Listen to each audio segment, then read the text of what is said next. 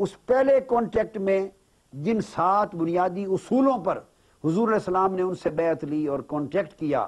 اور وہی 7 اصول تھے دراصل جو پیغام دے کر بھیجا کہ میں مدینہ طیبہ آنے کے بعد سوسائٹی کو ان اصولوں پر استوار کرنے والا ہوں۔ اس میں لڑکیوں کے قتل سے منع کر دیا اور اولاد کو قتل کرنے سے، اور 5واں اصول بیان فرمایا کسی پر جھوٹی تہمت نہیں لگاؤ گے، فالس ایکیوزیشن اور ایلیگیشن، جس سے سوسائٹی کے اندر پراگندگی پیدا ہوتی ہے، کریکٹر اسیسینیشن پیدا ہوتی ہے، بدگمانی کا ماحول پیدا ہوتا ہے اور ایک دوسرے کے خلاف کشیدگی جنم لیتی، اس سے منع فرما دیا۔ 6واں اصول فرمایا کہ چغلی نہیں کرو گے ایک دوسرے کے خلاف، بیک بائٹنگ نہیں کرو گے، اور 7واں اصول فرمایا ہر اچھی بات میں، معروف امور میں اللہ کے رسول کی اطاعت کرو گے۔ گویا 7 بیسک پرنسپلز میں سے ایک اصول عقیدہ توحید کا، ایک اصول عقیدہ رسالت کا، کہ اللہ کے رسول کی اطاعت کرو گے، اور 5 اصول آپ نے ایک مورل سٹرکچر دیا ان کو، ایک مورل، اسپیریچول، مورل اور ایتھیکل آرڈر دیا۔ اس کے پیش منظر کی طرف آتے ہوئے کہ یہ میثاق مدینہ حضور علیہ السلام کا بڑا عظیم تاریخی پولیٹیکل اچیومنٹ تھا، اور اس کے میں 10 مختلف گوشے آپ کے سامنے اس وقت عرض کرنا چاہتا ہوں۔ یہ ایک پولیٹیکل انالیسز ہے، ہسٹوریکل انالیسز ہے کہ اس میثاق مدینہ کے اثرات کیا مرتب ہوئے، اور اتنا بڑا وائز سٹیپ جو حضور علیہ السلام نے اٹھایا، اس سے آپ کو کیا اچیومنٹس ہوئی۔ سب سے پہلی بات تو یہ کہ حضور صلی اللہ علیہ وآلہ وسلم کا میثاق مدینہ سے پہلے، بلکہ ہجرت مدینہ سے پہلے، آپ کا تشخص اور آئیڈینٹی صرف تبلیغی تھی، مذہبی تھی، اخلاقی تھی، دینی اور روحانی تھی۔ آپ کی آئیڈینٹی میثاق مدینہ نے حضور نبی اکرم صلی اللہ علیہ وآلہ وسلم کو، اور بلکہ اسلام کی جو تحریک تھی وہ بھی محض ایک مذہب کے طور پہ جانی جاتی تھی۔ اسلام ایک مذہب تھا، اہل مکہ کے نزدیک، اہل مدینہ کے نزدیک، یہودیوں، عیسائیوں اور جملہ غیر مسلم قبائل کے نزدیک یہ ایک نیا دین تھا، ایک نیا مذہب تھا، اور اسلام ایک دینی اور مذہبی تحریک تھی۔ اس کو وہ لوگ ریئیکٹ کر رہے تھے، روک رہے تھے اس کا راستہ، اور حضور علیہ السلام کی حیثیت بھی صرف مذہبی تھی۔ میثاق مدینہ نے اسلام کو ایک مذہبی تحریک سے آگے بڑھ کر اسلام کو ایک سیاسی قوت تسلیم کروا لیا، کیونکہ یہ ایک پولیٹیکل کانٹیکٹ تھا، ایک الائنس تھا، اور اس پولیٹیکل کانٹیکٹ کے ذریعے حضور صلی اللہ علیہ وآلہ وسلم پولیٹیکلی انٹریکٹ کر رہے تھے مختلف مذہبی، سیاسی، سماجی، معاشرتی اکائیوں کے ساتھ۔ تو اسلام ایک مذہبی تحریک سے اٹھ کر ایک سیاسی قوت کے طور پہ تسلیم کر لیا گیا۔ یہی تشخص حضور علیہ السلام کا ذاتی تھا۔ دوسرا پوائنٹ، اچیومنٹ، یہ آپ ایک مذہبی رہنما کے طور پہ پہچانے جاتے تھے، ایک دینی رہنما کے طور پہ جانے جاتے تھے، اور اسلام خطہ عرب میں اور کرۂ ارضی پر اس وقت تک ایک نظام نہیں بن سکتا تھا، اس وقت تک ایک گلوبل پاور نہیں بن سکتا تھا، ایک گلوبل اسلامک سوسائٹی وجود میں نہیں آ سکتی تھی جب تک اس کی آئیڈینٹی پولیٹیکل تسلیم نہ کی جائے۔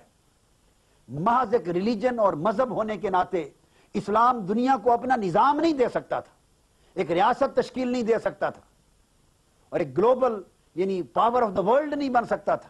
لہذا حضور صلی اللہ علیہ وسلم نے میثاق مدینہ کے ذریعے اپنی مذہبی اور دینی حیثیت کے ساتھ ساتھ اپنی سیاسی حیثیت کو تسلیم کروایا،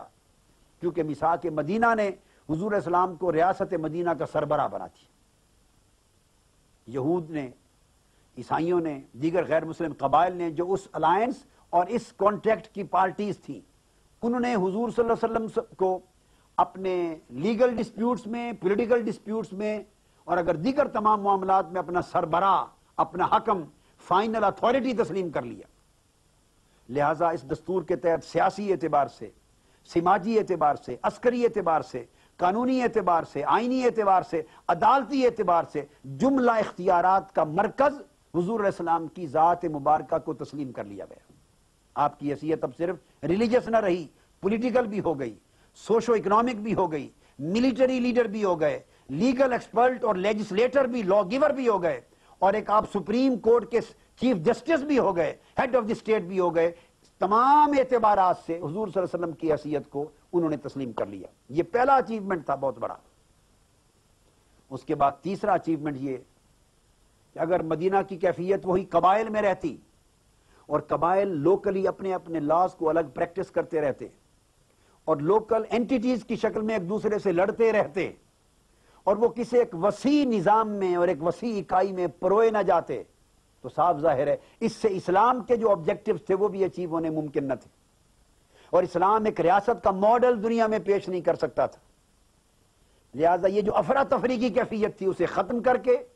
ایک منظم ریاستی اکائی میں، آرگنائزڈ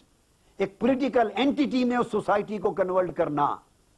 اور ایک سٹیٹ وجود میں لانا، یہ اسلام کی گلوبل ڈیولپمنٹ کے لیے ضروری تھا۔ تو اس دستور نے مدینہ کو ایک باقاعدہ منظم ریاست کی حیثیت دے دی، اس کو ایک مضبوط آئینی فاؤنڈیشن، کانسٹیٹیوشنل فاؤنڈیشن دے دی، ایک دستوری اساس فراہم کر دی، تاکہ یہ جو سوسائٹی ہے داخلی طور پر اب وہ لوکل اینٹیٹیز کی شکل میں ایک دوسرے کے ساتھ ٹکرانے کی بجائے ایک کولیکٹیو یونٹی کی فارم میں آگے بڑھ سکے۔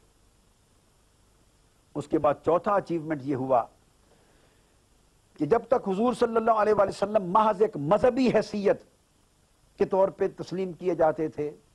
اور اسلام ایک محض نئے اٹھنے والے دین اور مذہب کے طور پہ ریکگنائز ہوتا تھا، تو خطہ عرب اور مدینہ کے گرد و نواح میں جتنے قبائل رہتے تھے مختلف، ان کے اپنے مذہب تھے، کوئی یہودی تھا، کوئی عیسائی تھا، کوئی مشرک تھا، لہذا وہ اپنے مذاہب کے، اپنے مذہب کی حفاظت کے لیے نئے اٹھنے والے مذہب اسلام کی راہ میں رکاوٹ بن رہے تھے، اور وہ حضور علیہ السلام سے انٹریکشن کرنے کو تیار نہ تھے،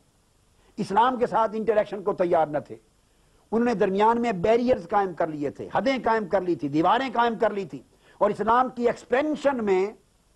فقط مذہبیت، یہ اس کی ایکسپینشن میں رکاوٹ بن رہا تھا، محض مذہبیت کا تصور۔ حضور صلی اللہ علیہ وآلہ وسلم نے